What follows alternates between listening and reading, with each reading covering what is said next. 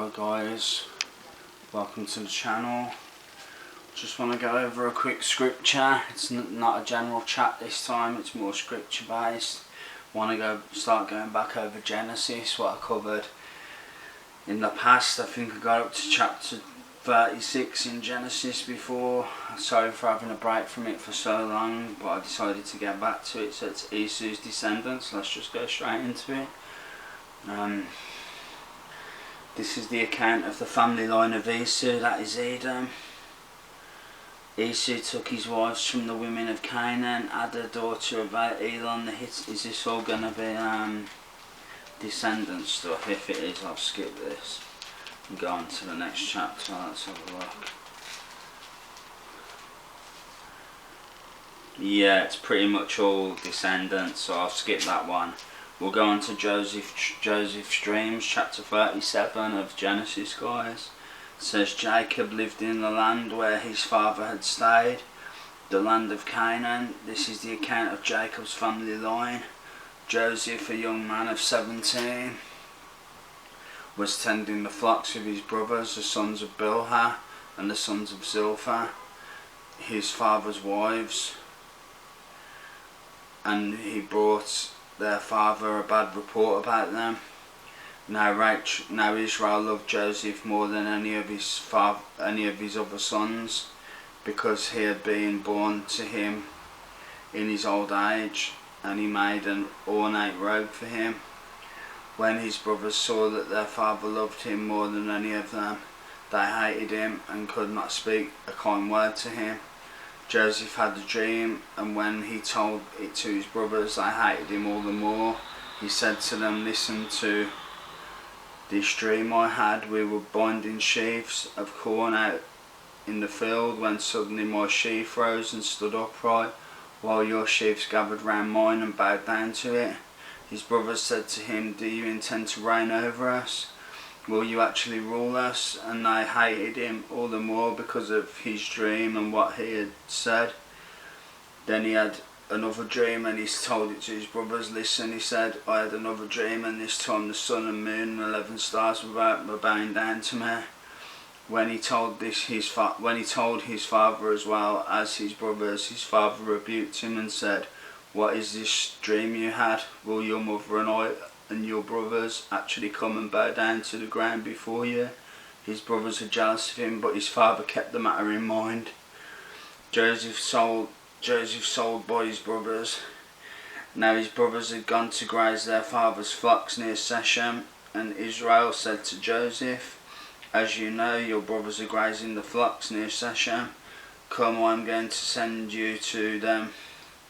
Very well, he replied. So he said to him, go and see if all is well with your brothers and with the flocks, and bring word back to me. Then he sent him off from the valley of Hebron. When Joseph arrived at Shechem, a man found him wandering around in the fields and asked him, what are you looking for? He replied, I'm looking for my brothers. Can you tell me where they are, grazing their flocks? They have moved on from here, the man answered. I heard them say, let's go to Dothan. So Joseph went after his brothers and found them near Dothan. But they saw him in the distance, and before he reached them, they plotted to kill him. Here comes that dreamer, they said to each other. Come now, let's kill him. One sec, guys. And throw him into one of these cisterns, and say that a ferocious animal devoured him.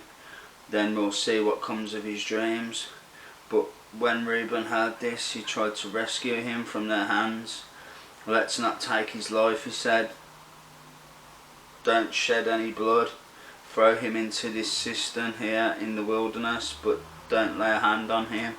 Reuben said this to rescue him from them and take him back to his father. So when Joseph came to his brothers, they stripped him of his robe, the ornate robe he was wearing, and they took him and threw him into the cistern. The cistern was empty, there was no water in it. As they sat down to eat their meal, they looked up and saw a caravan of Ishmaelites coming from Gilead. Their camels were loaded with spices, balm and myrrh, and they were on their way to take them down to Egypt. Judah said to his brothers, "What will we gain if we kill our brother and cover up his blood? Come, let's sell him to the Ishmaelites and not lay our hands on him. After all, he is our brother, our own flesh and blood." His brothers agreed. So when the Midianite merchants came by, his brother pulled Joseph up out of the cistern and sold him for 20 shekels of silver to the Ishmaelites, who took him to Egypt. When Reuben returned to the cistern and saw that Joseph was not there, he tore his clothes. He went back to his brothers and said, "The boy isn't here. Where can I turn now?" Then they got Joseph's robe, slaughtered a goat and dipped the robe in the blood. They took the ornate robe back to their father and said, "We found this. Examine it to see whether it's your son's robe." He recognised it and said, "It is my son's robe. Some ferocious animal has devoured him. Joseph has surely been torn to pieces." Then Jacob tore his clothes, put on sackcloth and mourned for his son. Many days all his sons and daughters came to comfort him, but he refused to be comforted. "No," he said, "I will continue to mourn until I join my son in the grave." So his father wept for him. Meanwhile, the Midianites sold Joseph in Egypt to Potiphar, one of Pharaoh's officials, the captain of the guard. So that's it, guys. That's the scripture. Genesis chapter 37, Joseph's dreams. Genesis chapter 37, Joseph's dreams, verse 1 to 11. Then Joseph sold by his brothers, verse 12 to 36. So that's it, guys. Chapter 37, Genesis. That's it. Hope you like that. I hope you can take something from it. I hope it blessed you in some way. Don't know what, but you've learnt a new scripture anyway, which is the main thing. You've learnt a bit more about the Bible, which increases your knowledge of it and helps you understand how the Bible's how the stories pieced together, and and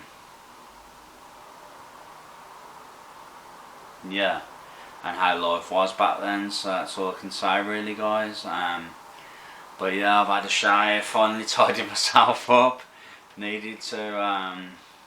Stubble got a bit was getting a bit too long again. I felt like I was gonna wait to go to barbers to have a shave in a day or two, but I thought, you know what, I've got razor blades, I've got a razor, I got shaving foam, so I just thought, you know what, I'm not in the mood to do it, but I'm going to do it anyway. So that's what I've done. I've had a quiet day today, pretty much not done a lot, just went out and got something to eat earlier.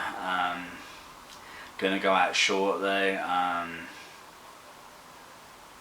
get some milk and or maybe a milkshake or something. Nothing special, just a bottle or like a Yazoo or something, whatever I can get, really. And I've got enough squash in. Shopping's coming soon, so I'm all good for food and drink and everything. So yeah, that's all out of the way, that's all sorted.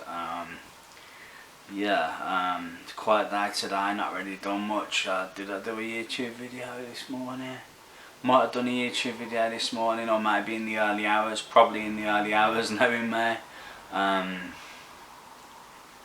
But yeah, pretty quiet one today. I've been doing some coursework. I ain't done a lot, but I've done a little bit. Got to do more tonight. But yeah, I've had a day in today, so yeah. I feel like I'm getting a bit stir crazy looking at the four walls again, but it's not too bad. I've only been in for a day or so. Well, I've been in the last day or two, but I've been out, but I haven't been out a lot, so yeah, I'm starting to go a bit stir crazy again. But I need to stay in because I need to do my coursework, so in that sense, it's a good thing I'm staying in. So, but yeah, I'm starting to not like looking at the four walls again. So I'm gonna have to get out at the start of the week, maybe go with my mates or the social club or something, just to get out for a bit. But anyway guys, that's all I want to say. The video is really long, so thanks for watching. Take care, God bless, much love, and I'll be back soon. Take care guys, bye. Thank you, love you all guys, thank you, bye. Bye.